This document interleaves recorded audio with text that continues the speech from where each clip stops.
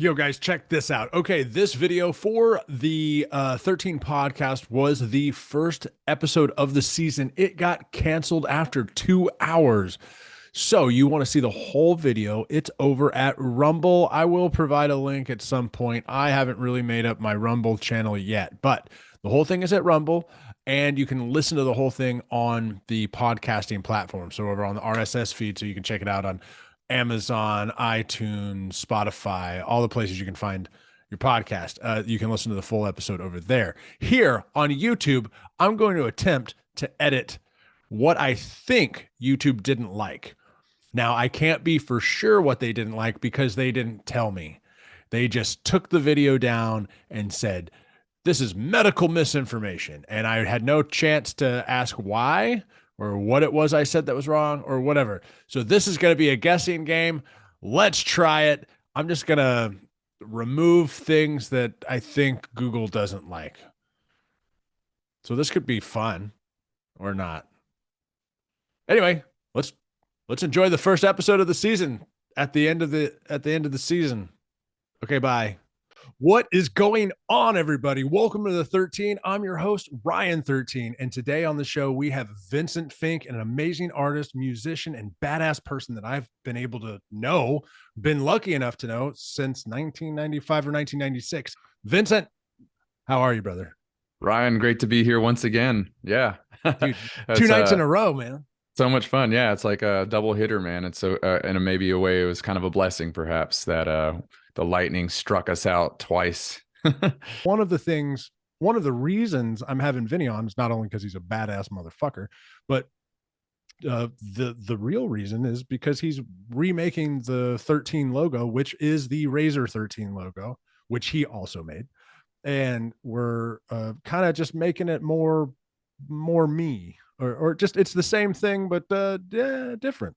I feel like And it's even, kind of modernizing it since it is what, like 15 years later or whatever. yeah, Yeah, the only regret I have is that I didn't get to do the album cover because I love doing album covers. I've done a few. I haven't done as many as I'd like. So that's definitely a solicitation there. I'll just make real quick, if anybody wants one, I'm totally down for that. Did you ever see the Lotus Effect, like actual CD?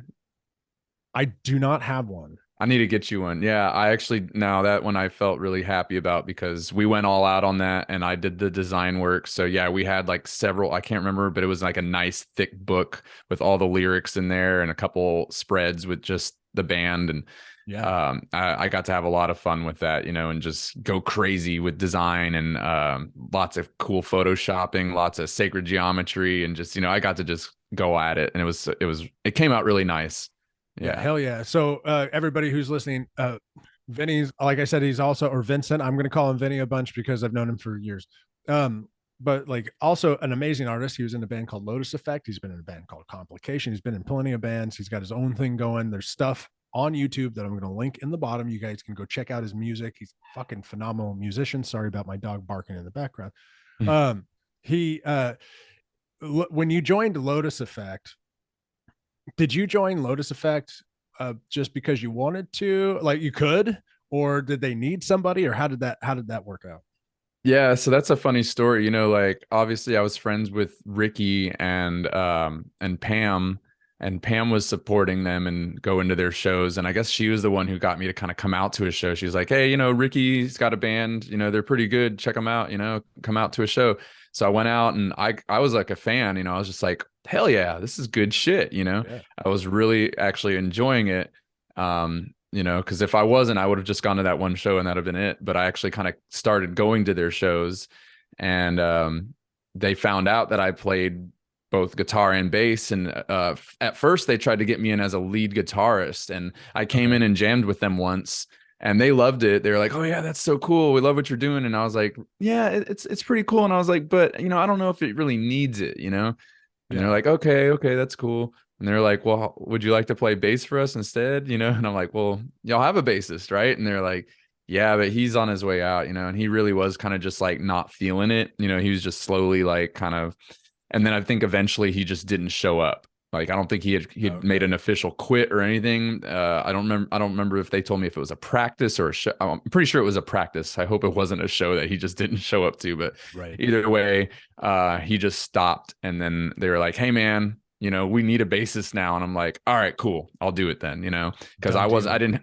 yeah, I didn't have any other projects other than my personal project that has been on the back burner, and I really wasn't at the time really even trying to do anything with it other than just record songs at home. So it was a good reason for me to get back out on the stage. That was kind of my Yeah. thing too. I was like, I miss that stage experience. I love, being out there and just entertaining, and rocking Absolutely. out. Yeah. And it was kind of a fun experience too, because then I was just doing bass and backing vocals. So not being the front man, kind of frees you up to just rock out even more and to just, Yeah. Just focus on have the bass. fun. Yeah. Yeah. So that was kind of fun. It was like an easy thing. But yeah, no, and it was really fun to do that and to contribute because it allowed me to expand and on their sound a little bit, and add something extra with the bass. And Yeah. yeah, I do feel like that album and the stuff that I wrote with them, I certainly was it was like a nice stone soup. We all contributed quite a bit to the music, you Yeah. know? Right Yeah, on. like everybody in the band was putting out ideas and adding their own parts. They were very cool about not trying to make me just play what the guitarist was playing. Like, and I Right. hardly ever did. So I was Yeah. like almost all the time, like playing my own something that was melodically fitting to what Ricky was doing, but hardly ever actually what he was doing.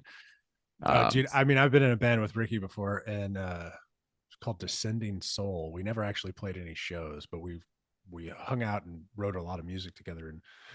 And Ricky's style is not mine, and which is He's what, definitely got his own style. yeah, it's what made it fantastic. We were like, hold Oh on, yeah.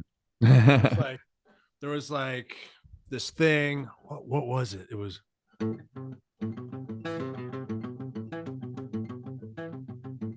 something like that, Hey, and that's then pretty cool, actually. and anyway, it was one of the songs, and I was like, "What the fuck am I supposed to do with this?" I don't even know who made that riff. It could have been me, but but it was like it was a really weird.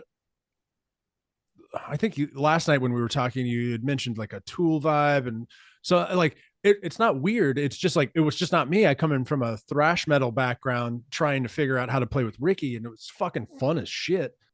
Anyway, Yeah. I'm letting it fucking run away from me again because I'm good at No, it. that's all right. I mean, hey, we're talking about we're on topic, but while we're kind of wrapping up with the Lotus Effect thing, and I'll just say also that the singer Dre, I me and love him that still guy. keep up. Yeah, he's one of my good friends. I mean, we really do keep up more than I do with a lot of people, so that Sure, says a right on. lot. And we've actually even collaborated a little bit since then, like maybe a year ago or so. He came out with a song that he still hasn't released, but Right on. he asked me if I wanted to play bass on it, and I was like, sure, of course, and then I laid down some intricate bass line, and then I was also like, man, you know what? I was playing around with the slide guitar a little bit on a song, a little instrumental that maybe I'll get you to link up as well because I'm quite proud of it. But Hell yeah. yeah, I have this song. I called it Fink Floyd just because it's like it was totally me like trying to see what it like trying to make a Pink Floyd-esque song, Sure, yeah. yeah, so yeah, I'm doing this cool slide solo on it, and I kind of just heard something like that on his song too, because it's a very morose like song, and I was like, dude, I could totally hear like a slide guitar solo on this, can I try that? And he's like, sure. So he needs to put that out. If not, I'm about to put out his demo track because I I'd really want people to hear it because I love to laid hear down it. some pretty cool bass and I laid down a really nice little slide solo that just makes you want to cry. And I mean his vocals are great. He wrote a really, touching melody. So Sure. yeah. It's cool Dude, that next me and him time, are still doing stuff. absolutely. Next time you talk to him, like him and me haven't talked probably a couple of years, maybe at this point. Mhm. But like we talked all the time for a while. And like, I love that guy. He's so he's just like a wonderful human being. He And really is, man. He really kind of just he lights me up, man. Just makes me always happy to be around him, you know. Hell And yeah, dude. I think we understand each other a lot. Just the artist kind of thing too, because he's also now he's for the last couple of years he's been teaching himself how to draw Oh, cool. off of like the internet and stuff, and he's gotten better than some artists that I know who've been doing it for like, oh, you know, decades. Yeah. So I'm like, damn, dude, you're fucking talented, you know. And also the Lotus Effect music video for the song Totality. I don't know if you Hmm. ever saw that, I but dude, have. that thing is chocked full of fucking amazing After Effects, like, you know, special effects stuff, green screens and stuff. And he did all that. Except for Okay. he asked, I was like, dude, let me help you, because he was taking the whole load on his own. And he was like, well, here, can you do some backgrounds? So I did like a couple background layers, you know, like Photoshop layered stuff for him Sure. to animate. But yeah, I mean, he did like everything basically other than that. And it came out really nice.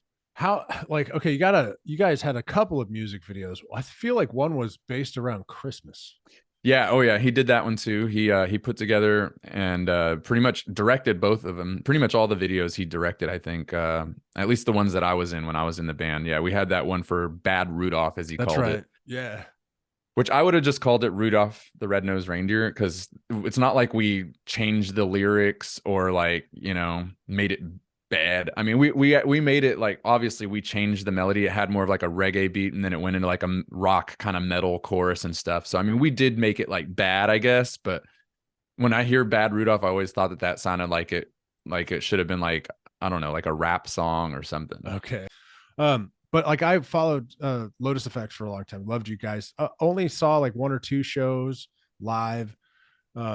Actually, now that I look back at it, like I literally feel very petty about why I didn't come and see more shows. And here's the fucking reason. I was thinking about this when I was laying down to go to sleep last night. Okay. Ricky Marquez, one of my favorite people, never once came and saw a Razor 13 show. Uh And that kind of stuff will fuck with you though. I understand. I think that it stuck with me. And if he Yeah. did, Ricky, I'm sorry, I'm not calling you out or anything. I'm just saying, like, if you did, I don't remember. But I think that in my head, you'd never come and seen one of my shows. So I was being as petty as fuck. And I was like, man, I'm only gonna go. And Yeah. I watched the one at the King's X show because I think I was working it. Yeah. And then I went and saw another one. But like I was like, Yeah, I dude, don't even know if yeah, I don't know if you saw one with me in it, yeah, unfortunately. what a stupid way to be, bad on me. I'm glad I feel like I've learned It's from a stuff like that. very human response, and unfortunately, I mean, I'm not gonna lie, I'm trying to teach myself not to be like that as well, you know, because I certainly will catch myself in those kind of actions as well, like, you know, oh, this person, you know, never supports me, why do I support them, kind of thing. But I've I think that happens a lot more with peers, Sure. but certainly not like it's just interesting to me because, for instance, like on the internet, you know, like I've just found it kind of weird because it seems like I haven't attracted quite enough of the type of people who just want to like support my art, say like on Instagram. Okay. Instagram's been a weird place for me because it seems like I've only attracted people who want to be my peer, like they want to be my equal. And so if I don't like follow back or if I don't like their stuff, like I feel as if they're not wanting to support because there's Okay. not that reciprocation or whatever. But it's just Right. weird to me because I follow artists and stuff on there and I don't expect them to follow me back. And you know, it's just like, no, I'm following you and liking your shit because I like your shit. And Correct. I don't care if you ever give me any fucking response, Right. you know, Yep. because I'm here to support what I like. And, you know, Absolutely. it's just a No, weird thing. no, dude, you're dead on with that. And especially with Instagram, because there's the 13 podcast Instagram, and I don't Mm, really follow anybody. I think I followed a few bands just to be like, I follow Black Sabbath, I follow Metallica, I follow whoever. I just followed some of those bands, but I don't follow individuals from that page. I have my own Instagram page where I follow everybody. But yeah. you're 100% right, and YouTube does the same thing. They do the sub for sub. It's a fucking weird Which I world. always think is just kind of silly. You know, it's It's like, stupid. yeah, I just, it kind of makes me feel like those people aren't really supporting me then. So why do I even care? You Yeah. know? And Nope. so I It's don't. like I'll subscribe to your channel if you subscribe to mine. I'm like, well, do you like what I'm doing? Because you don't have to subscribe to Yeah, mine. ultimately, that's not even good for your algorithms because what winds up happening is that you have followers on whatever platform it is, and if they're Yep. not engaging with your content, Yep. They're not actually, watching it. Yep. yeah, if the algorithm actually like does not support that, if you have a bunch of followers and every time your stuff comes up on their feed they just scroll past it, the algorithms think says, oh, he's putting out garbage content because none Yep. of his followers ever even click on it or like it. And so it's like actually they're not doing you a favor by Right. following you. And I really actually wish all these people who don't really like me would just stop following me then. Because it's like make room for the people who are my fans, Right. because there are like tons of them out there. And I think the algorithm is getting muddied with these wannabe peers, you Yeah. know, No, just you're kind of, I right. don't know. It's It's weird. also getting muddied. Like, let's say on Instagram, like I've noticed that I get likes daily. And Mhm. at first I was like, oh, dude, this is badass. And then I started looking at who the people were that like it. You're And I like, started noticing it's all like really hot chicks. And I was like, that's not real. And oh I yeah, they're click on like their, spam accounts. yeah, and you click on it and it's like, hey, baby, in their little bio, it's like, hey, baby, click on this link to see my naughty photos. I'm like, Yeah.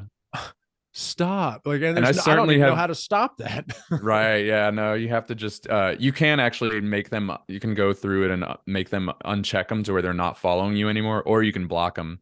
Oh, I didn't So know that. Cool. yeah. Yeah. So I actually tried doing that recently too, to try to get rid of my ghost followers. And I even Mm, like, found this guy like on fiverr.com who will like give you, a spreadsheet of breaking down your ghost followers, and it'll like okay. rank them as like the people who like never engaged all the way down to the people who do engage. um and so I got rid of like maybe 100 of them to see if it would do anything. Obviously out of like 4,000 followers that I had, it wasn't a very large percentage, so I don't know if that was really enough to make a difference, but it didn't. And so I kind of just stopped. Like, I don't know, I might try and get rid of more of them again soon. But uh yeah, it's just a weird thing because I just want to make sure that people who are there, that they're actually uh people who are going to enjoy it, and Right. yeah, I just wish that I know that I fucked up though. See, this is the thing. I actually was getting much more responses on stuff up until I got political. Sure. Yeah, and that certainly fucked me up. And I don't know if that's the algorithm. I feel like it's a little bit of both the algorithm and just the art crowd, because me being in Yeah. the art scene is very leftist, Sure. I mean, Sure. let's just be frank. And so, um, being that I'm surrounded by a bunch of leftists, if I say anything against the doctrine, Right. they basically, well, they're the cancel culture, right? So they cancel me. And Yeah. so that's what's happened. I certainly have noticed anytime I'd said something political, I'd see at least a few numbers drop on my followers or whatever. But it also just, I could totally tell, like after I said a few things and made a few posts or whatever, that yeah, like half the people, if not more, just stopped liking my stuff. Like it was all of a Sure. sudden like, Yeah. we don't even like your art now. Like we will not support you. Like talk about petty earlier. I Right. think that's the ultimate petty when it's like, oh, because I don't agree with you on this issue, now I don't even respect your art. I Right. used to No, love you. These are people who used to tell me how much they loved my art. And they would be like, dude, you're like one of my favorite artists in Houston, blah, blah, blah, or whatever. yeah. And it's like, oh, thank you. Thank you. And then now it's like, they're just ghosts. They're just, it's crazy. It's And weird. yeah. You're 100% right. Like I will say this about the political landscape, or maybe not the political landscape, but artists talking about politics is like this one thing does happen. I'm not excluded from it happening to me. Mm-hmm. Let's just say like Trent Reznor right there. He thinks differently than me. He has different views than me. Guess what? He's still on my wall. Guess what? I still listen to all his shit because he's a Right. fucking amazing artist. Yeah. We just happen to not agree on certain things, which is Certainly. fine.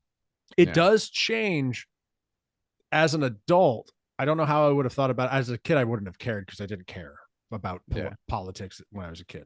But Yeah. as an adult, it does kind of change stuff in my brain, but it's not going to stop me from supporting Nine Inch Nails unless he does something crazy like murders somebody, or you know what I mean? Like, Yeah, I it, mean, that's what I'm saying. Like, you certainly can have your different beliefs and be like, okay, I totally don't agree with this artist or musician on any political stance I've heard them take, but you know, you can still support them or it's still at least enjoy their music or their art. And that's how I am. I mean, like, if I were to take that kind of attitude, I would have such a boring life. I wouldn't be able to enjoy so much good music and art, right? So yeah, it's like absolutely. maybe it's because I'm on the other side of the spectrum there that I've always had to deal with that, but I think it's a good thing. I think it's something that everybody on whichever side of the spectrum of the political spectrum that you're on, that you should be able to respect others and their opinion. There used to be a time, you know, Yeah.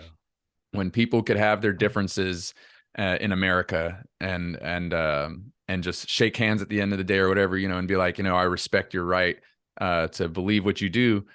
And yeah, you know, it's definitely some of Yeah. that just And then go have a beer.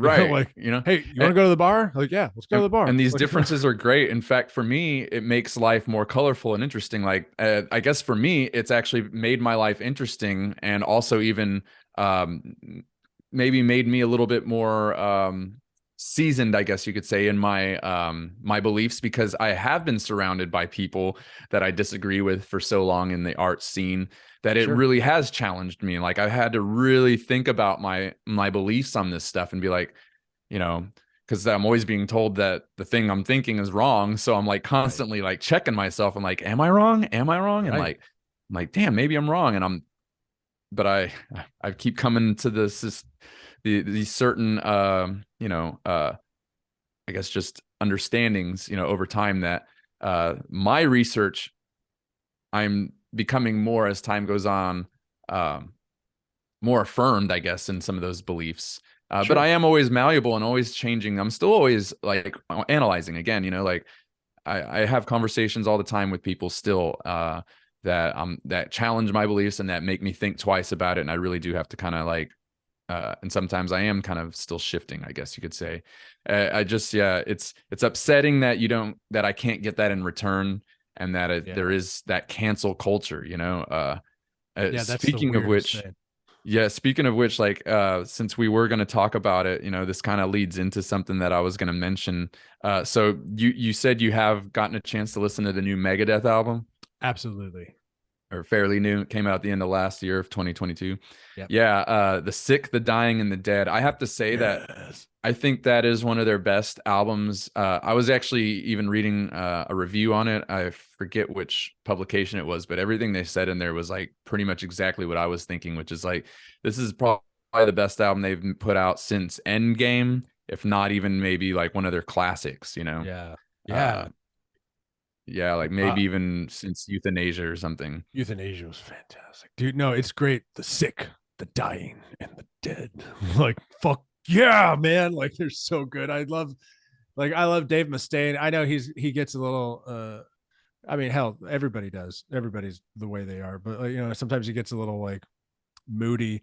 You know, one day he wants to make another album with James Hetfield, and the next day he's cussing him out. You know, like what the fuck? I don't Yeah, know. I'm a huge Metallica fan. Obviously, always a Megadeth fan as well. But like, I've dude, always enjoyed both. Yeah. how cool would it be if they did? And it'll never happen. But how cool would it be if like they did like a like a collaboration? Like That'd be weird. I mean, yeah, I they just guess call it. maybe They'd call it death metal, dude. It would be death, DETH dash. Death Metallica. But well, we wouldn't even have the Metallica part. It'd just be metal. The metal would be like, or some, or hell, Metallic you Metallic could be Death. you could be yeah, you could do metallic death. Like it would be, and you'd have him on there, and you know that dude's fucking guitar playing is phenomenal. Like compared to Kirk Hammett, like I love Kirk Hammett, he's a great guitar player, but he ain't Dave Mustaine. So you Yeah. remember a year and a half in the life of Metallica, that VHS tape that everyone probably watched back in the day. You know what? I think I've watched it maybe once. Okay, Yeah. I probably forced you to. But the like I watched it all the time because that was the band I wanted to be. But like Bob Rock, their I producer watched said that like, Binge and Purge one a lot. oh, that was a good one. Bob Yeah. Rock, their producer for years upon years, Kirk came in and started playing a solo, and he like looks at the the probably the giant video camera videotaping him, and he said something along the lines of like, "You can always tell when a guitar player doesn't do his homework." After many years of experience working with some of the finest guitarists ever to bless fucking music, one of the first things that happened when a guitar player hasn't done his homework is he goes, "This sound ain't working for me, man. I just can't get into this sound."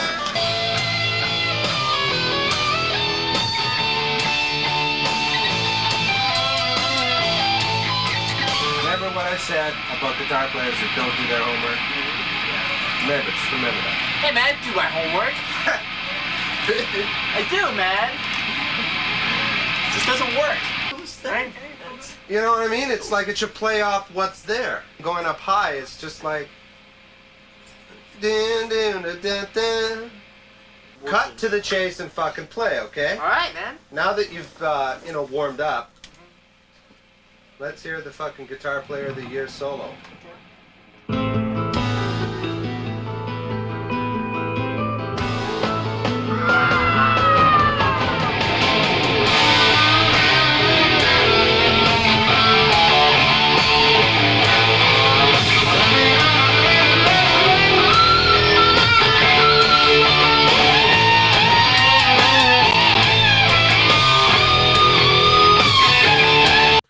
But like ever Okay, since so this is Black Album. Black Album, so one of the things about him is you're right. Like I've heard these new songs that are coming out on 72 Seasons, which is the name of the new album coming out this month. I think it's this month, and it's They're not better, bad. right? Please, Yeah, please say they're better. Because I thought the stuff on Hardwired.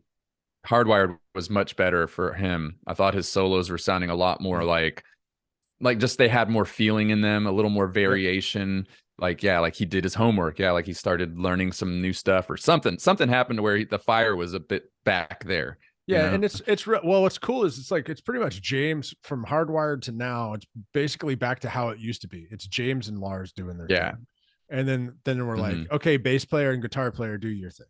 No, he certainly did get better off the last album, and I'm very interested to hear some of these new singles. I've heard the Lux Eterna sounded pretty good. I actually heard it on the radio and didn't realize it was them.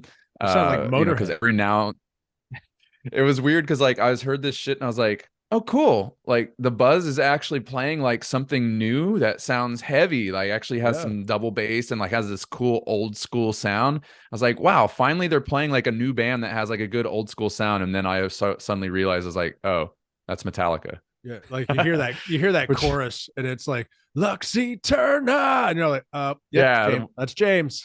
Yeah, that was it. And it took till that chorus because his voice is a little more clean on that song than he usually sounds on the recordings.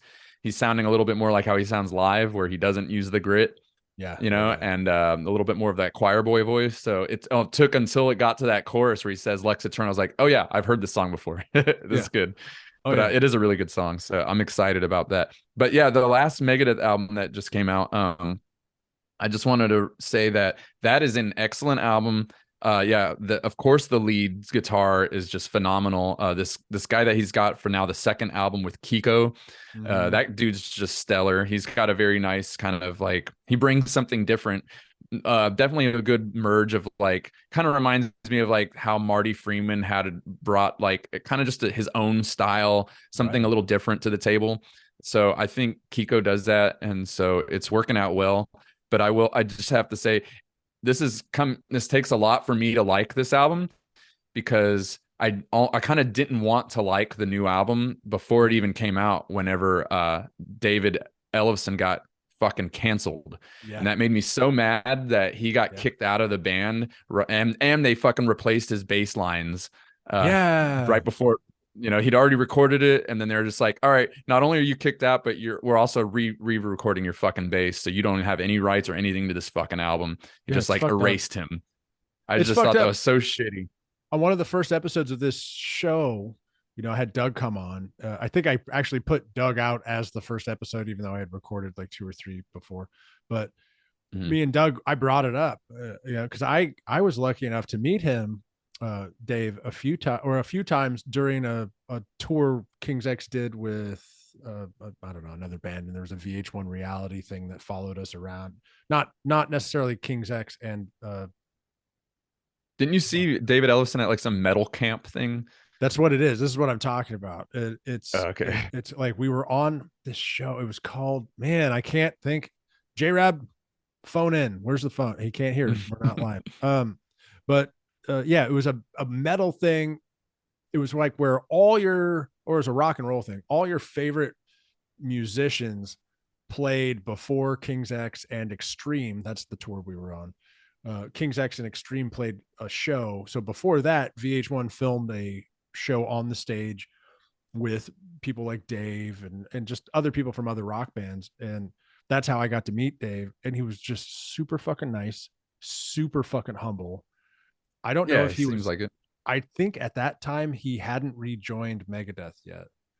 No, he Or hadn't. Because I remember you telling me about this like years ago. This was before he did rejoin, and you were like, "Yeah, you're like, damn." yeah, But it was so fucking cool. I should have got a photo, but I was like, I finally got at that place where you start meeting a lot of people and you just want to have that conversation with them. You don't be like, hey, by the way, can we do the thing? right, right. um, Isn't that sad though? I don't know. I just thought that was BS because of like some like webcam allegations, and then I remember seeing on the internet like the girl like I don't know if this is 100% verified, but from what I saw, it seemed pretty legit. People who were actually looking into it were saying, yeah, like, look, here's screenshot of the girl who he's being accused of doing this with, and she basically was saying like, yeah, I kind of you know it was consensual, basically is what yep, she was she saying. She's did. like, Yeah, she was just like, hey, yeah, we were fucking around doing silly shit on this webcam, but it's like, it's not a big deal. Like, I was just showing it off to my friends. I guess she was proud of it or something, right? right. Oh And yeah, then it got shared on the internet, and got spiraled out of hand there. And yep. then I just don't even see how, like, it just really blew my mind. Dave Mustaine, I just felt like he had succumbed to the fucking cancel culture, and I felt like he had bowed to the altar of cancel culture and Yep. wokeism, and I just thought that was like bullshit to sacrifice David Ellison at that altar. And certainly there must have been something else, like maybe some kind of like Well, contract or his something. statement was something like already having a strained relationship. Yeah, I was like, God damn it, Dave Mustaine is a dick. The Yeah, rumors are right. He's like, yeah, he's proven it now. But that's all right. but yeah, I still went. Yeah, I was like, once again, see, I'm like, even though I kind of think you're a dick, I'm still gonna listen to your music, and if it's Correct. good, I'll support it. Yep, And sure enough, even though you're a fucking dick, that album is badass. it is badass. You see how like the internet just loves to just eat people alive too. Like I just like every time that got brought up, or even afterwards, anytime David Ellison gets brought up or something, I just see all these like trolls all like, yeah, he's such a dirty like abuser or something. They just come up Yeah. with all kinds of like Yep. awful words and things that have nothing to do with him. And Yeah. it's just it's fucked up how people just dehumanize each other. I've said some things, made a political post or something on my Facebook.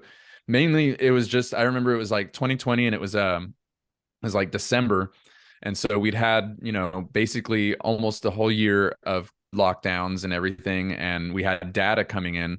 And I looked at the numbers, and I did some math, and I was like, hey guys, I did some math here.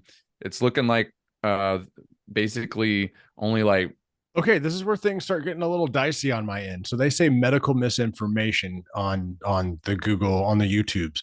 So Vinny is quoting, he's not quoting, he's trying to say some statistics that happened 3 years plus ago right now. And because he's unsure of the exact numbers, I'm going to cut it out because I don't know if that's medical misinformation. We're just having a great conversation here talking about things that he had done in the past. So, memory is not exactly right. So his numbers aren't right to the exact percentage, maybe. He's like 0.0023%. Okay, well, maybe that's not the right number. So guess what? I'll cut it out because Google gives me no guidance here.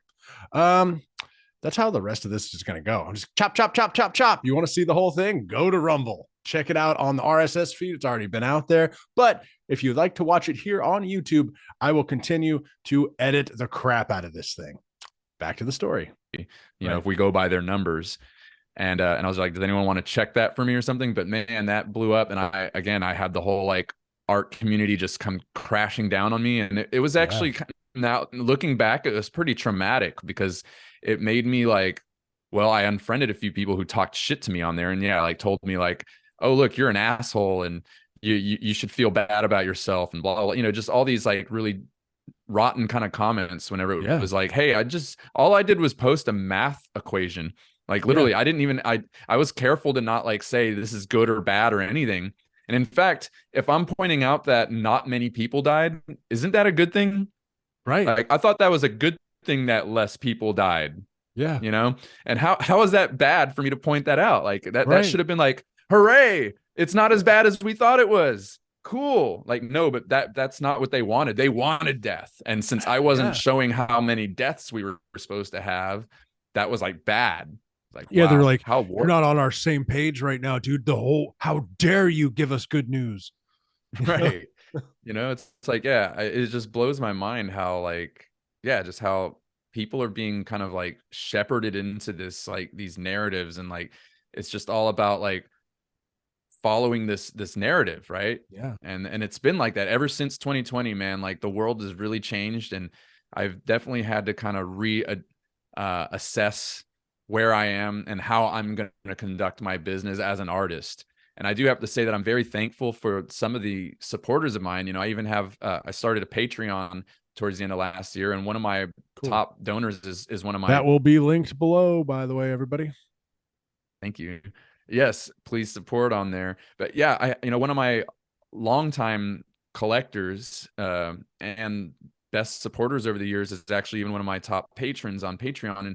And he's a gay guy, and he's definitely on the left, and he's certainly seen my posts by now. Like again, like everyone pretty much saw it. So I'm sure he knows where I stand on some of these things. Sure. And he still supports me. So again, like it's possible there are decent people on the left. Absolutely. Just like there is on either side, right? But sure. That's I guess what I'm trying to find is more of those decent people. Like I can't try to cater to these awful people who are going to be like rabid dogs and chew me up and spit me out if I say the wrong thing, or if some girl on the internet posts a webcam shot of my Peter or whatever it is, you know, like it's just like, I can't, you can't, we can't succumb to that. And we can't start self-censoring, at least not too much, man, you know, because we lose freedom, which is what the whole foundation of this country, what made it so great, this is why entertainment comes from America is so much better than everything else, is because it's like uncensored. It's not state sponsored. It's just real shit coming out of real people. That's why I think entertainment has been so good for so long. But I think that's also why at least mainstream entertainment has become such garbage, is because now it's all this like state sponsored, very just like, acting like they're the revolutionaries, right? But it's like, how can you be the resistance when everything you say is perfectly aligned with what the government and the media, CNN and all them are saying? If everything you're saying goes along with the marching orders of the government and the media complex, I'm sorry, you're not the resistance. Right. No, dude, 100%. So like, I wanted to say a couple of things with what you were saying. So one of them is I just watched a movie, and I wasn't going to say what it was, but I'm going to say what it was. It's called A Man Called Otto, or something like that, or A Man Named Otto. And it's got Tom Hanks in it. And we know where Tom Hanks is on his political views, or at least if you don't, you can understand where he's coming from. Anyway, like the whole movie is fantastic. It made me cry like a lot. Like he did a great job. Okay. The producers, the writers, everything. Fantastic movie. Go watch it. It's really good. It made me tear up a lot. But right smack dab in the middle of it, there's a 100% shot and I'm probably people are probably going to hate that I'm even bringing this up, but I don't care. Like, it's 100% a political thing. It's like, why did that need to be in the movie? If this thing happens, and I don't want to give anything away, you guys can go watch it and see it for yourself. But this thing happens, and you're like, oh, that's Hollywood, like right on. That's them doing their politics. All of a sudden, the movie was fantastic. They certainly do always inject it. Yeah, it always in the middle of something that's great, and that's what it was. It felt injected. It felt like, oh, we'll shove this in here. Let's ruin this fucking already. It's not. Well, they didn't ruin it. It did not ruin the movie, guys. Go watch the movie. It's fantastic. But when you see what I'm talking about, you'll be like, oh, there it is. Right. It's everywhere. It's like in Netflix shows and everything. They always have to have like some kind of like weird like scene where it's just throwing in some kind of leftist politic, and it's like, okay, I get it, but do I really have to see this everywhere I go? Did you see the new like Bud Light thing, like where they've got like the trans person on the Bud Light can or something? Yeah, it's just weird. It's like, really, does it have to be everywhere? Oh, did you see Kid Rock fucking blowing up a bunch of Bud Lights with his AR-15? I was like, oh shit. But like, my deal is they have such a Bud Light, Anheuser-Busch, even though it's been sold off, it was an American company. It's no longer an American company. It's been sold off. But like, they have such a huge role in American culture for sure that they took this one little ballpoint, can't even freaking see it, tiny piece of people and went with this. But guess what? We have veterans that have been in wars trying to protect our country that can't fucking get a house, that are sleeping on the streets. They can't do the things normal people do because their mind might not be right from the things they had to do to keep us safe. We can't give them a home. We can't give them a platform to talk on or talk to us about, but we can fucking do this shit. Okay. Right, we can fund like gender studies and drag queen story time. For elementary kids, have little kids come watch this. We can do that, but we can't take care of the people who have been taking care of us. The people that help protect us, I support the most.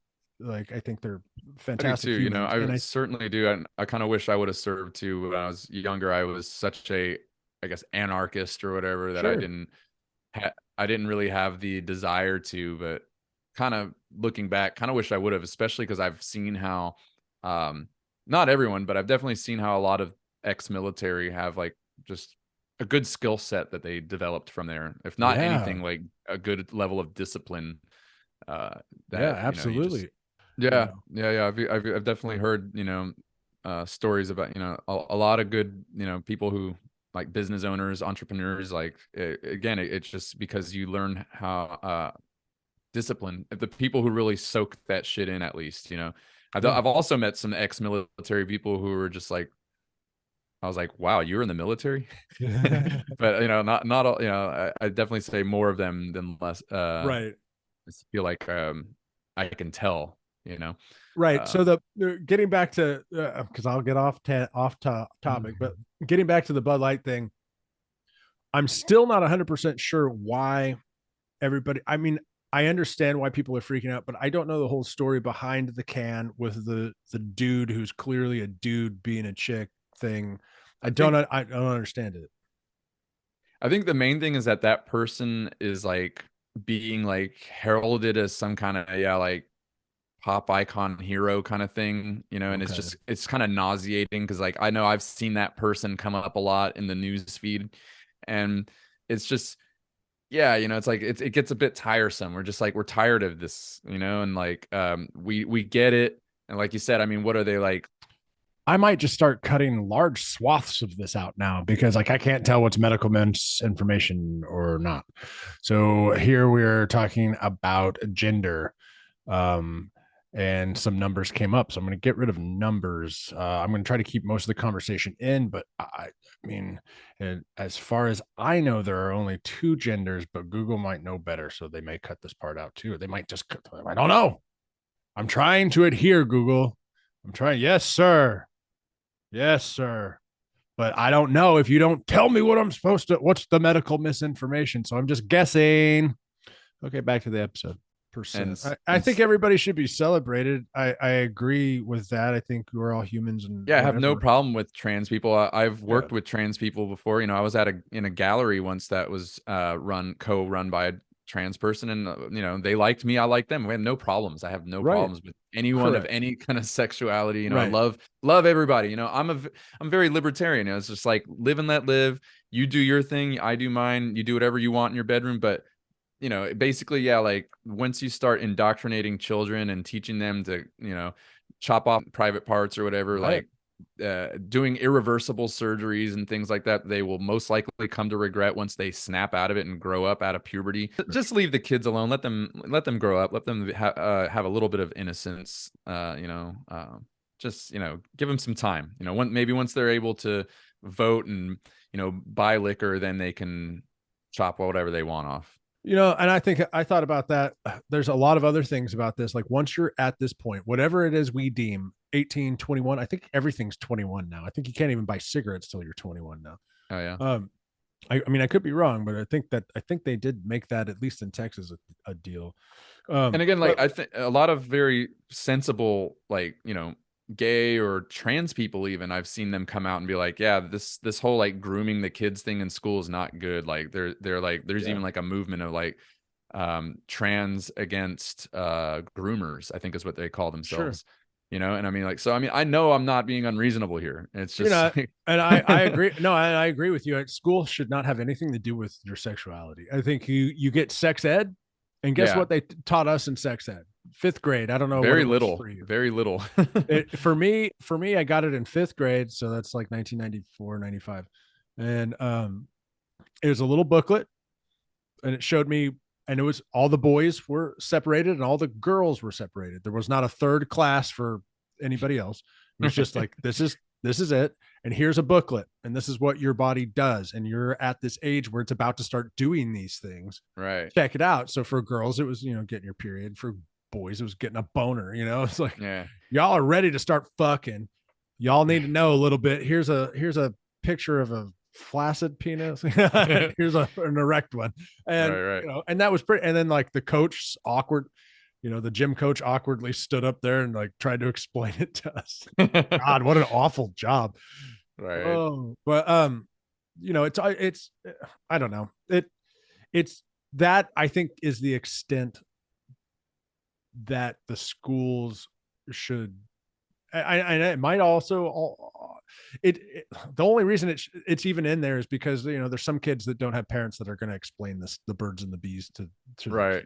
Well, like my parents, I mean, I have 2 parents in the home that certainly could have explained it, and they didn't tell me shit, you know, but that's the boomer fucking way. That's the way most of them were. And I have to say, I mean, like, give credit to the boomers, right? Because there was something they did right, because they were pretty all right. They were pretty tough. We came out pretty all right. Maybe not quite as tough, but you know, we're pretty tough. Sure. You know, so I think they did something right, because you look at these kids now and they're so soft and they're so triggered, and it's just it's unbelievable. Scary. You can't even say anything to anybody. No, you know, I mean, that's what I'm saying. It's just it's like I think the age of the boomers, like, kind of like laissez-faire, like, you know, you just do your thing and get the fuck out of my way. Stop blocking the television, shut up so I can hear what I'm watching on the TV. You know, that apparently worked better than the helicopter parent. You know, the helicopter parent did not work out. Like, look where we're at, you know. You're right. You remember Coach Mack? Oh yeah, dude, I love that guy. He's my favorite teacher of all time. And I didn't like him the first day I met him, because the first day I met him, I was sitting in the back of history class with Steve Etling, and you remember Steve, you've been in bands with him. Me and Steve were sitting in the very back, because I guess we were those kids. And this fucking giant man, who's 6'4", I'm only 6'2" now. So this giant man comes up to a podium.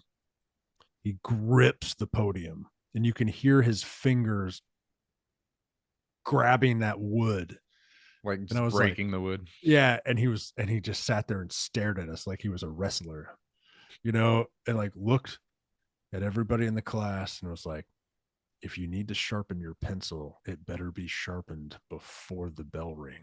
You know, so we're like, what the fuck is, and everyone else, sixth grade, you know, everybody else is like coming out of elementary school, like talking to these teachers and they're being all super nice to you. And Coach Mac is the fucking devil. Anyway, he turned out Yeah, to be one of the best teachers, one of the best people ever. I'm he still in certainly contact with was him. I still one of the talk with him all the nicest. time. Yeah, oh, that's cool. Yeah, definitely one of the nicest guys. Once if you don't get on his bad side, right? And that's again, that's that kind of style of like tough love, kind of, you know, like hard discipline. If you cross me, you're gonna fucking pay for it. But you know, if you play by my rules, if you have respect, then we'll be the best of friends, and you That's know, right. you can learn a lot.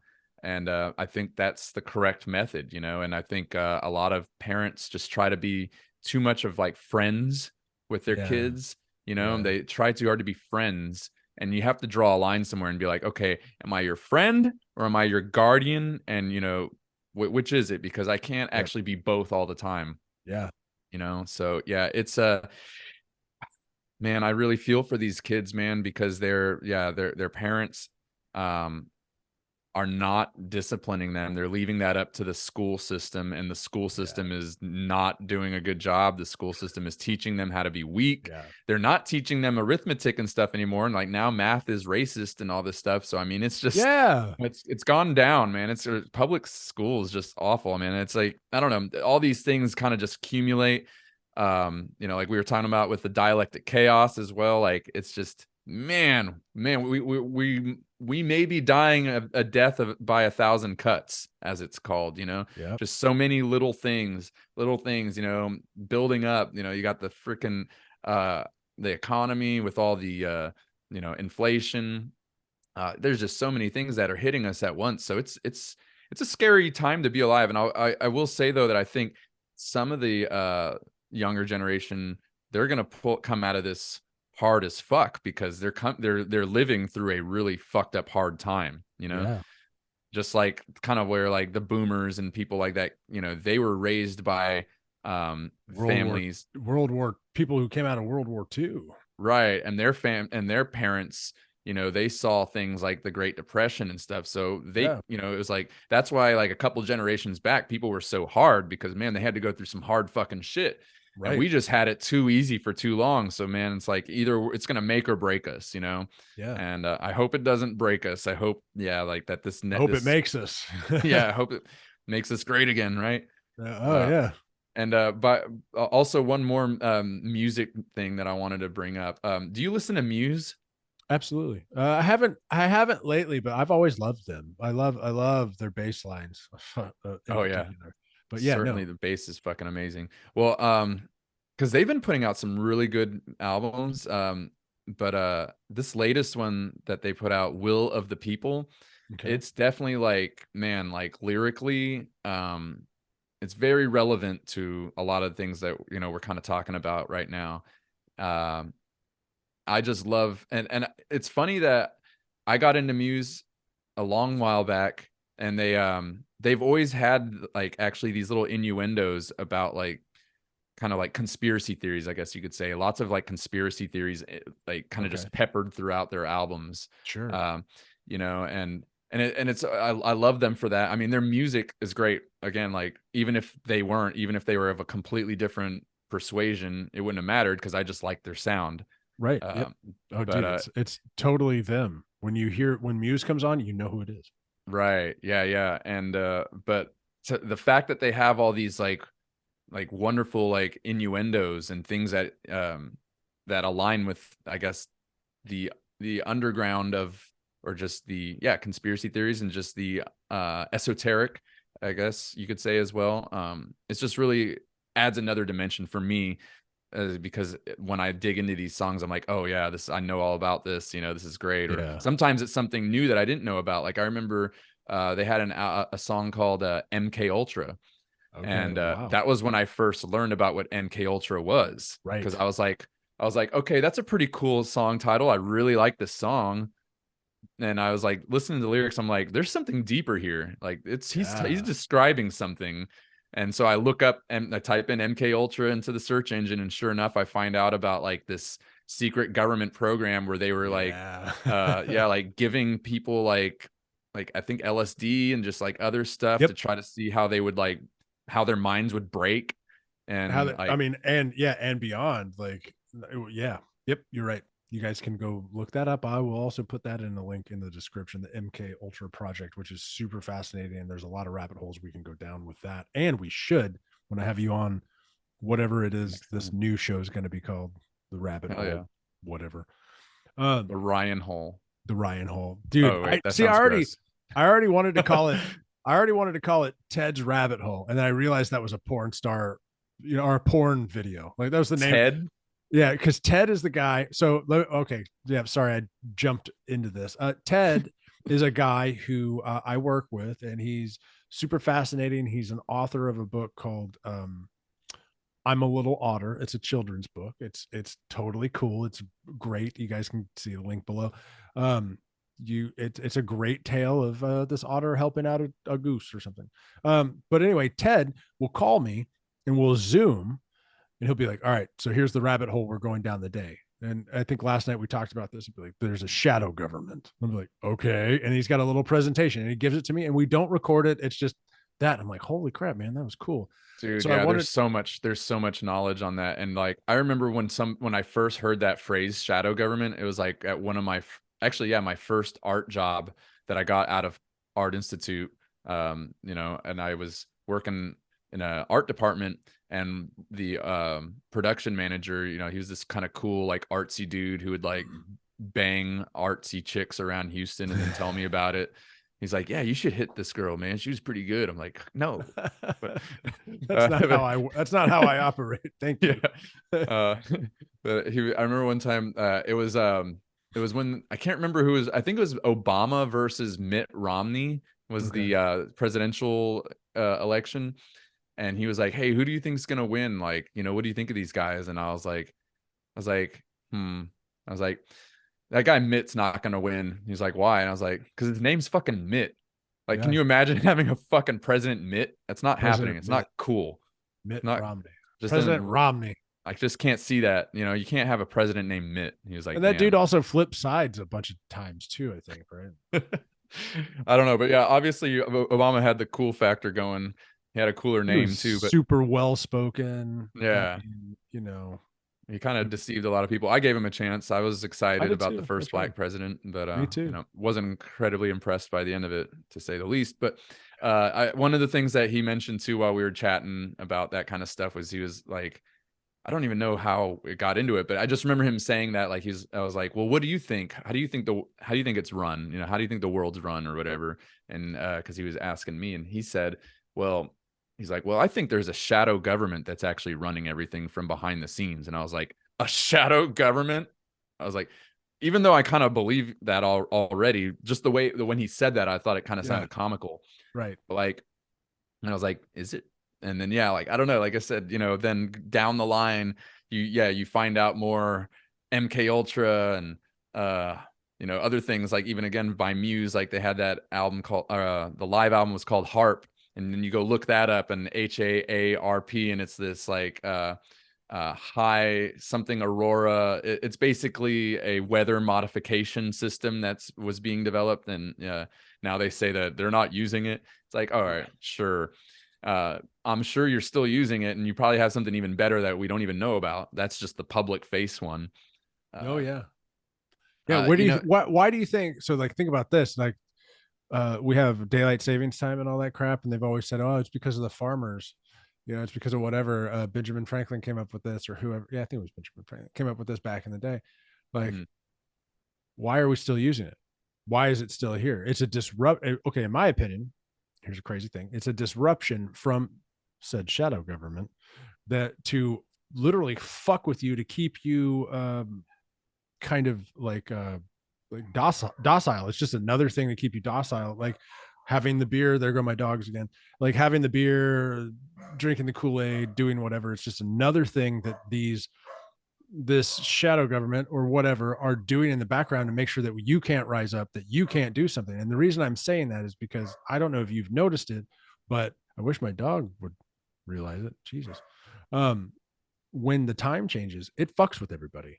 I don't know if it Yeah, fucks because it with you. messes with your circadian rhythm. Yeah. That's a good point. Yeah, I mean, I never really thought of it like that. I don't think Suicides that's go actually up. what it was. Really? Wow. Yeah. I've been like That's going into probably why this. they kept it around. And you're probably right about that. I don't think it was started because of that. I think it really was because of, farming to give them extra hour of daylight, to get their farming done. Why wouldn't you just be like, it's the new season? Shit, the spring's here. It Why is kind wouldn't of you just silly though, because like, why don't get they up an just hour earlier? get up an Go hour earlier, right? Yeah, yeah, like, do we really have to fucking change the time? Yeah, yeah. that's a good point. But I would venture to say, because I always am, I try not to be, bite on every conspiracy theory, but I would say that maybe they might have kept it once they realized, hey, look, crime goes up and people kill each other, go more insane every time we do this. Like, let's keep this going, Yeah, there's too many people in the world. We need to keep the population down. right? You know what we should Because do? Pandemic. right.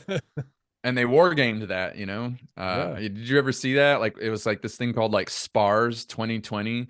yeah. They did this thing called SPARS 2020. That was, basically a war game where they got together and like just, planned out like, okay, what would happen if this if this bio weapon was released from Wuhan, and all that. And Damn. they just play it out and they figure out like what they think would happen and how the public would respond and what they would have to do to get more compliance and all this stuff, Wow. right? Yeah. And then like literally 2 years later, it happens and it goes right by the book. And instead of SPARS, it's SARS, SARS. COVID 19 or whatever. So yeah, I mean, it's nuts, man. It's nuts how, again, you can find that. That's not a conspiracy theory. You can actually find where they did that, where they war Yeah, gamed that, I believe it. So like, there's so much of this shit that is just right out in the open that it's no longer a conspiracy theory. It's more just like a conspiracy fact. And you have to be like a coincidence theorist to think that all these things are not interconnected. Like, it certainly is. It certainly is interconnected how all these things interplay. Like you said, population control. There's many aspects to that, with obviously vaccine deaths spike. The deaths weren't so bad again at the end of 2020. I pointed that out earlier, and I got ridiculed for that. Then the following year, as the vaccine rolled out, then all of a sudden all the deaths started spiking, and we've been seeing all these strange deaths. That's this like died suddenly phenomena Yeah, for the right. last 2 years. Holy cow. I just cut out like 30 minutes of this episode just because there was just too much to edit. And I just knew that the Lord's that be would take us down. So again, you guys want to check this whole thing out, go to Rumble. I am going to post the link to the full episode over at Rumble. Again, you can listen to it on all of the podcast platforms, but to see the video, it's going to have to be at Rumble. I will get that up and running. Okay. Anyway, we've had a great talk about all of this stuff. Let's get to the list. We definitely did. Let's get to the list and get on some stuff. So we talked about Megadeth, which is great. We talked about the new Metallica, which is great. We've talked about COVID, which is fun. Okay, so one thing, what have you been listening to musically like lately besides Megadeth?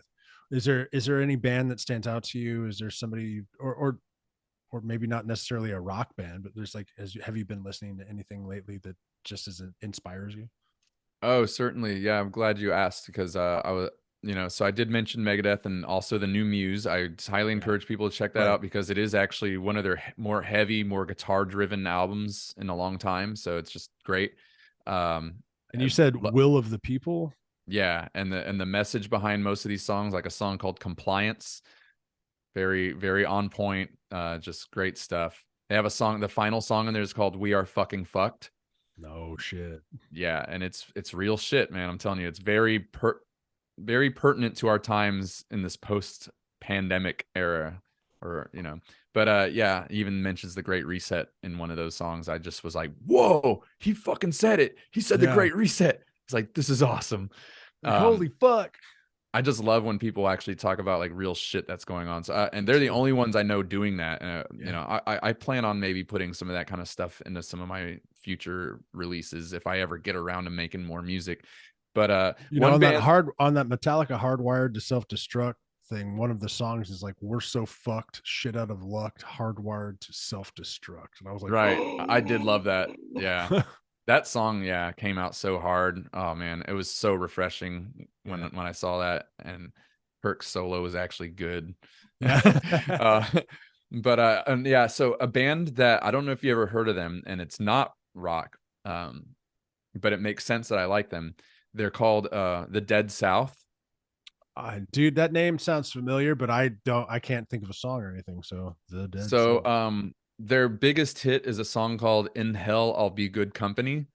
But they've got a ton of great That's songs. very Nine Inch Nails of them. Well, and so but their sound is so like not that. They're basically a bluegrass band. Okay. And so it's kind of funny. Like I've never really liked country. Um, and so it's weird, but they've kind of maybe been my gateway to country because somehow Okay. I found them, browsing on, some social media site or maybe YouTube, whatever. But yeah, they instantly drew me in with that song. And I checked out more of them, and I just love everything they do. They have Right on. such I'm gonna check them amazing out. original songs, and it's all bluegrass, but there's something to it that it's like kind of dark. I don't know. It's not always dark, Oh, but I like that stuff. they have like an edge to them. I don't know how really to explain it other than maybe just to say, yeah, they got like an edge. Okay. And it kind of made sense to me though once I like Wikipedia them or whatever and read a little about them that actually the band formed, the members actually used to be like I think in a punk band or something. Okay. So that kind of made sense to me because then I was like, maybe that's why me as like a metalhead, I really like the feel and like just what they're doing, like because Yeah. even though it's bluegrass, there's something metal about it. Like they never Yeah. once break out into a distorted riff or there's not even a drummer. So I mean, it's just like it's bluegrass, but you can almost kind of tell that it's bluegrass written by metalheads because it's just Absolutely. Yeah. it's got that depth that metal has. So the thing that like I've been getting into, like I've never really been in the country either, but like I mean, I guess here and there. Recently, I've gotten into what people are calling Texas country. It is basically 1990s alternative music Uh-huh. with a dude who sings that has a country accent. So And it's done like with country style with like acoustics and stuff or what? it sounds like 1990s alternative rock. There's two of them, and I love both of them. One of them's name is Co Wetzel. That dude's really fucked up. Like he's got a really fucked up problem. Like he's like, I'm too fucked up. Can somebody drive me to Taco Bell? It's one of these, like, literally, that's the whole song is about doing cocaine and fucking chicks and like going to having somebody take him to Taco Bell after he's all fucked up. But it's like this Texas country stuff. And the other one is, Sounds relatable. yeah. And the other one's this other guy. I can't think of his name right now, but he has some really great songs and they're really dark.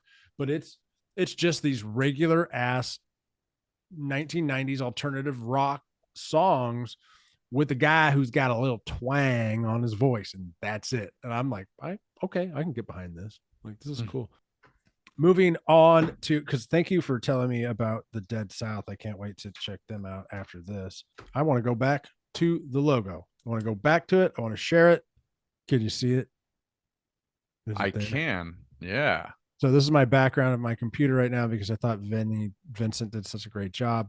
It does make a good desktop background. That was perfect. And what I loved about this as I was looking at it yesterday is like you kept that desert theme that started with which starts all of these episodes.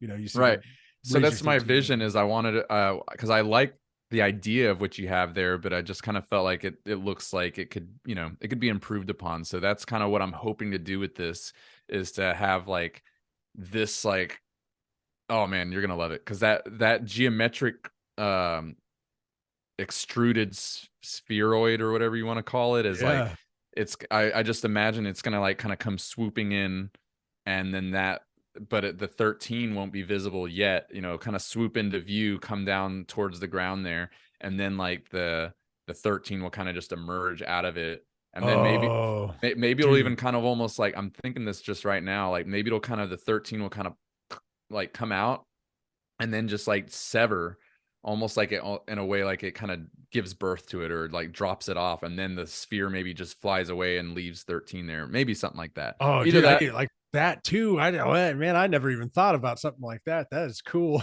Yeah, that was just kind of coming to me while I was thinking about it. It could just stay there, like this, because I do like the sphere and I like the 13 kind of being encased in that sphere. So it I may like just it stay too. there too. Because actually, another thing that I can do with this geometry is it actually can move, and so that'll be one of the things that it's certainly going to do regardless. Is like that geometry is going to be all kind of like pulsating and like extruding and intruding, like going in and out Oh, and kind of cool. shifting and shit. Oh Yeah. man, I never even thought about that. Yeah, Dude, so I it's like gonna yeah. I like when I first looked at it, I looked at it on my phone. Well, I couldn't look at it on my phone for whatever reason. It wouldn't show it to me. So when I got to the computer and I looked at it, and I actually opened it up and was like, sat there and I was like, I was looking directly at the R, and I was like, did I describe to him what I actually wanted? And Mm. and I did, and you performed on it and fucking nailed it. But at first, I wasn't 100% sure because I guess I'm always a little skeptical of myself. But then as I started pulling out from the R13 and I started looking at all the other stuff, I was like, oh, dude, he incorporated the desert. Like, and then you did, and the third, you had said in my intro, like, you're like, yeah, that's cool, but it's like flat, it's just like this Right, flat thing. And it was right. two-dimensional. And I'm like, I love this. And before you started describing what you were talking about, I was thinking, when you started talking about animating it, I was like, oh, cool. The ball will come down and then like the ball will rotate and then you'll see the R or something. But like the way you're describing it sounds way fucking better.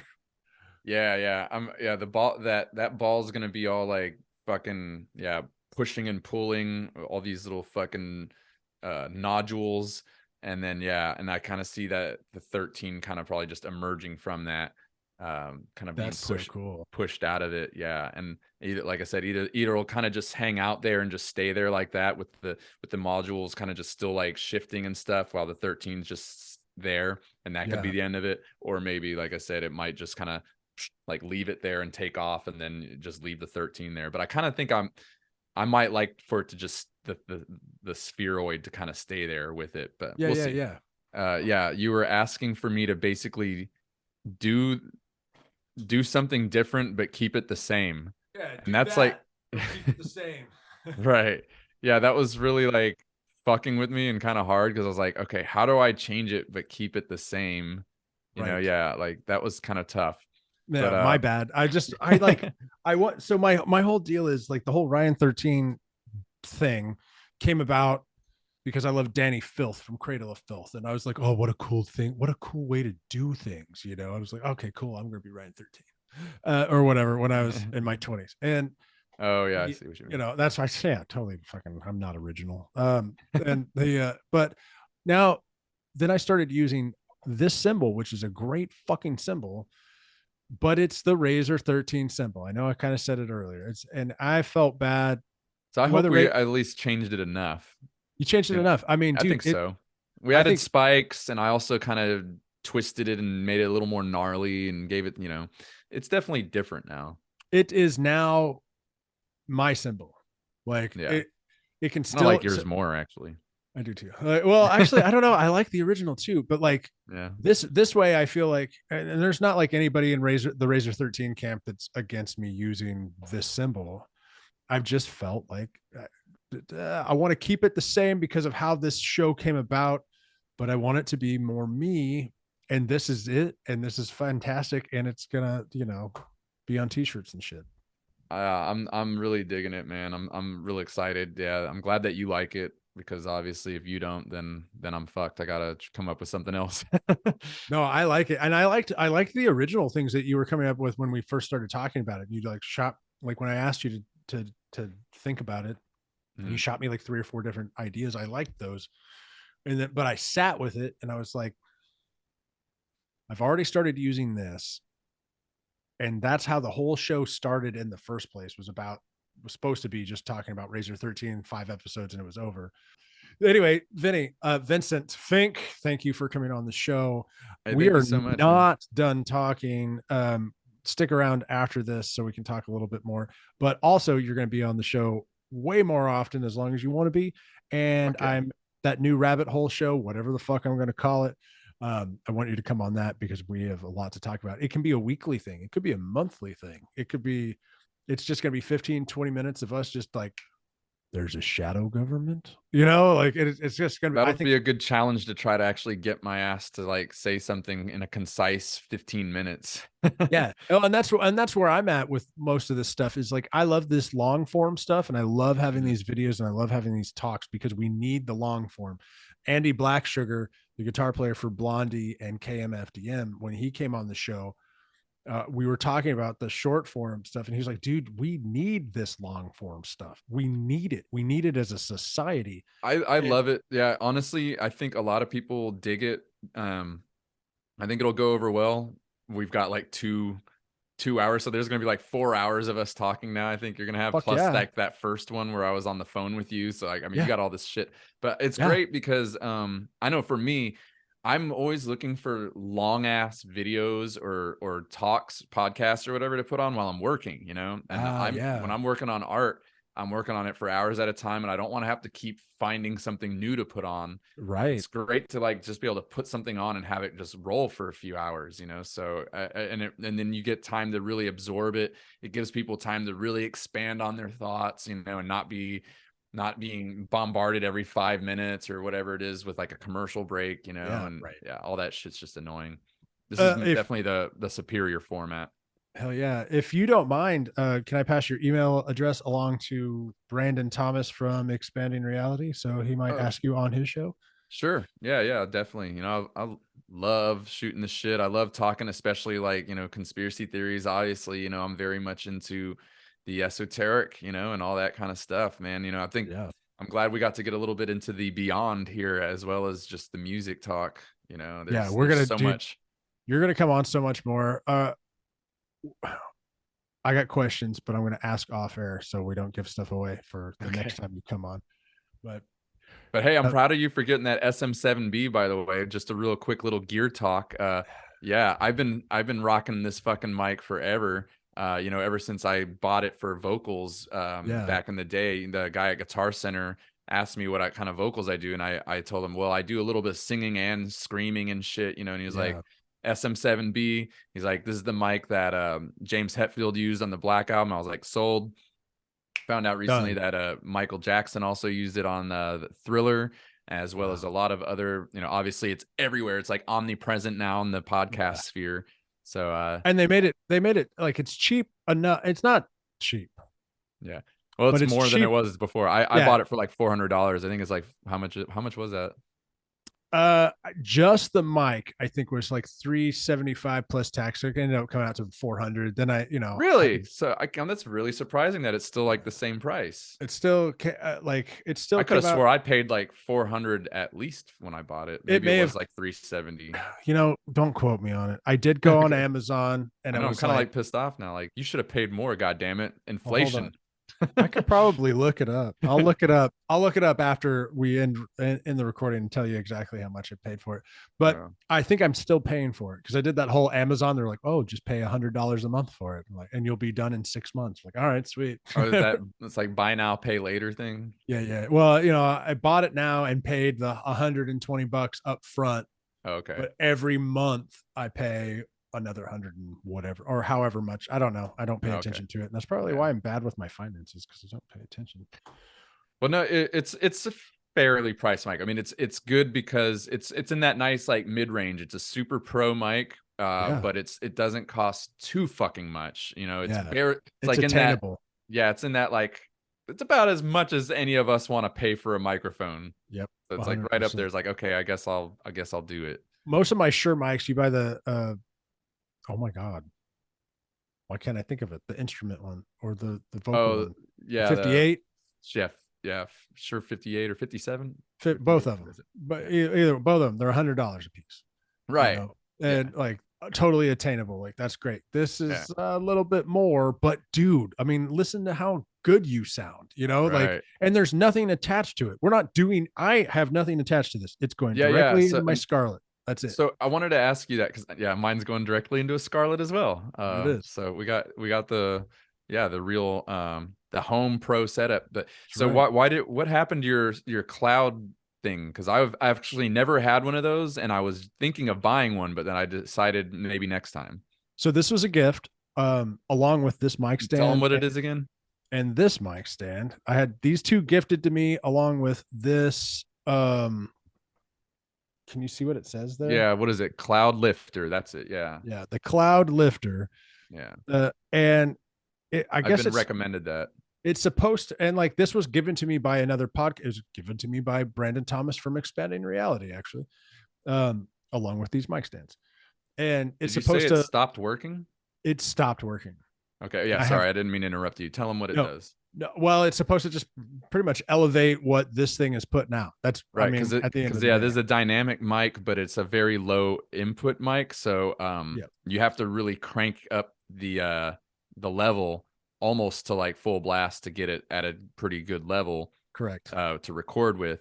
But that thing is supposed to, it's basically like a preamp kind of thing that you plug it in before it goes into your interface. But anyway, it's a low output.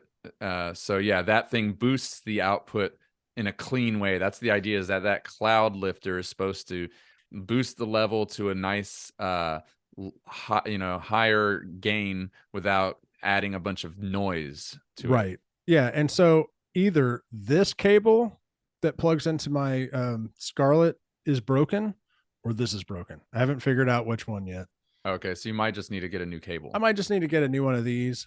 Okay. But this, when it worked great, and I didn't have to boost my levels at all, and it was fantastic. But it only worked for like 3 podcasts, and then something went out. Whether it was this cable or that, I don't know. But you said since you've taken that off, and you just now crank it up though, but you're not seeing any, like, you're not getting a bunch of noise or anything, right? No, I mean, no, you can hear my fucking dogs barking, which you couldn't hear on this microphone over here because you had to be right on top of it. As far as what I can hear, yeah, like I'm not hearing like any just like fuzz, like white noise or anything. And that's actually why I've never bothered to buy one of those either, because I have been recommended that before. But yeah, I always just crank it to like almost all the way, probably like up to about 9, maybe even 9.5 sometimes. Yeah. But I'm trying to do stuff to make it. If I do that, it kind of. If I do that stuff, sorry y'all out in listening land. Well, I think try to make it not peak. The main thing that people like supposedly that Cloud Lifter is supposed to avoid is getting like when you crank it all the way is then you might get too much of this like like white noise in between whatever you're saying. You're just gonna get all this nasty noise. But again, like I said, I've never had that problem. So yeah, you sound fantastic. I mean, I hear you and only you. Like, yeah, and you sound. So I don't think it's a necessary element. But I guess if you just want to be sure that you're doing it the super pro way, then you get the Cloud Lifter or something like that. Yeah. But no. All right, brother. I don't think it's necessary. Stick around. We're gonna wrap this episode up. Everybody, this has been the 13. I'm your host, Ryan 13, and this has been Vincent Fink, the artist, the musician, one of my favorite people on the planet. If you guys want to check him out, all of his stuff will be, well, maybe not all of it because he's got a lot of stuff, but most of it's going to be in the description below. Go check out all of it, and he's going to be on again, and we will see you on the next one. Fuck yeah. Thanks for having me, man. See y'all soon. Later.